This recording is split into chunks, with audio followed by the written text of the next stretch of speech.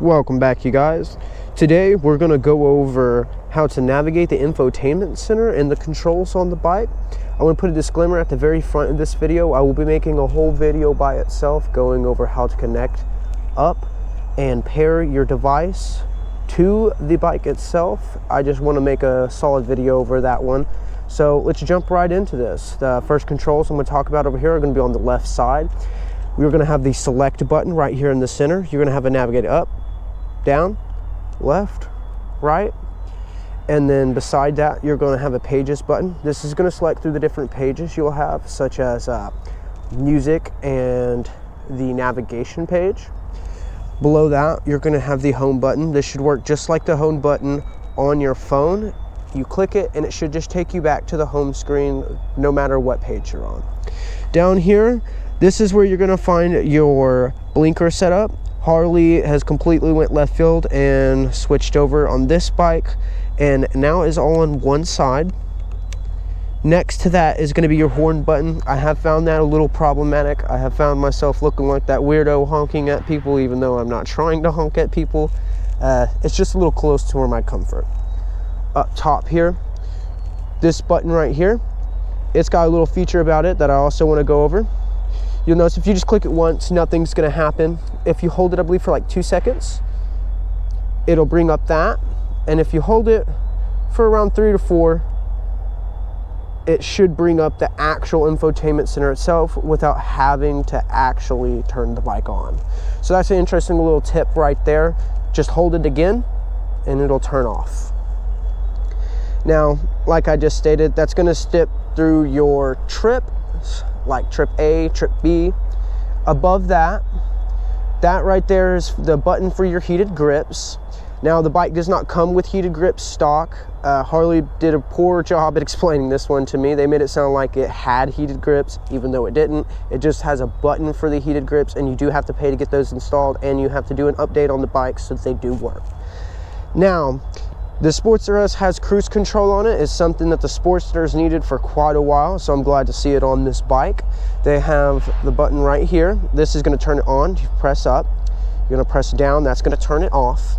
To set it when you're at the speed you want to be, you're just going to select down on this one right here.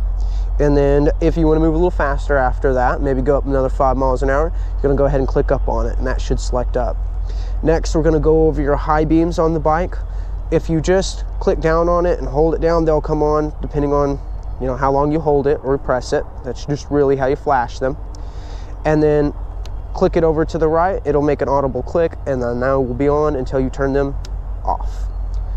One cool thing they did add to the bike, fully adjustable levers on both sides. If you have smaller or bigger hands, this could really come in handy just for getting comfortable on the bike. Let's jump over here to the right. As I said, we're going to be going a little more in depth over this, but we will go over the buttons right off the bat.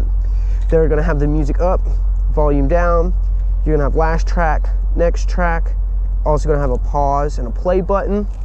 Down here, you're going to have a traction control button so that you can turn your traction control off if you want to.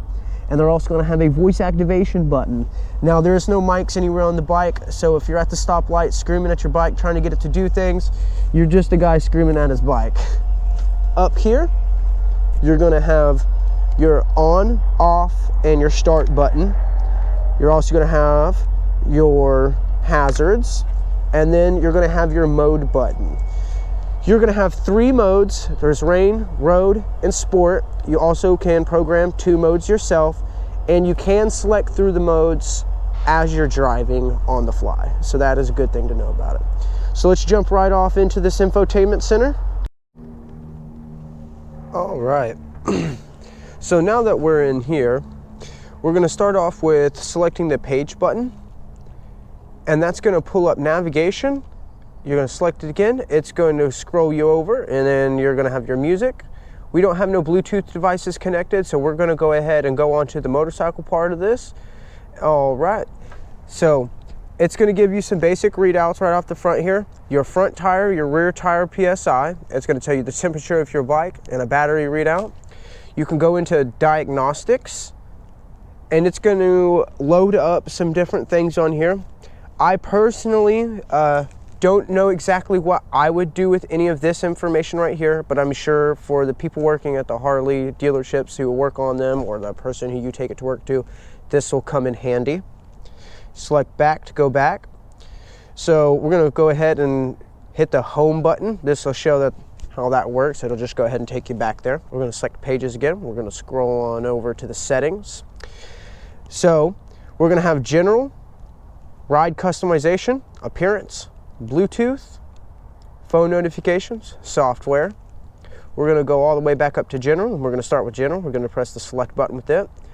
And here you're going to have your trip reset, adjustment date, the HD app time sync. You can adjust your clock time, clock format, your units. You can change your security pin in here. You can select your display language.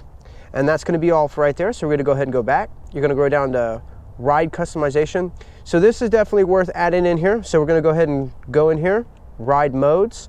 You can turn off some ride modes. So rain mode and sport mode are optional. You can turn those off. Road is the only one that is not optional. Now, if you go down here into custom, you have the ability to add 2 custom modes here. So we're going to go ahead and press select. It's going to turn it on. Then you're going to select right. It's going to ask you copy from another mode. We're going to go ahead and say no just for this video here. And in here, you can adjust your engine map, engine braking, throttle response, traction control, anti-lock braking, suspension dampening, the adaptive ride height. I'm going to go ahead and go back. And if you don't want it on there, you can go ahead and select it again. It'll turn it off. We're going to go ahead and turn it on for a second. I'm going to hit the home button. We're going to go ahead and hit mode. And now you can see that we have a whole new mode here other than rain, road, sport, and then the one that you set. I personally am not going to use this right now, so I'm going to go ahead and go back into the settings here and turn that off. So ride customization, ride modes, down, down. And we're going to go ahead and back out of this here. You got your appearance, so you can adjust your screen brightness. Bluetooth, we'll be going over this sometime soon. The phone notifications and your software information. Alrighty, so we're going to go ahead and click the home button here. And that right there is going to be a basic overview of it. Like I said, we'll be going back into this again over the Bluetooth side of this. If you thought the video was nice and informational, let me know. I love to hear back in the comments. Like, comment, subscribe, you guys. Come back and see another one.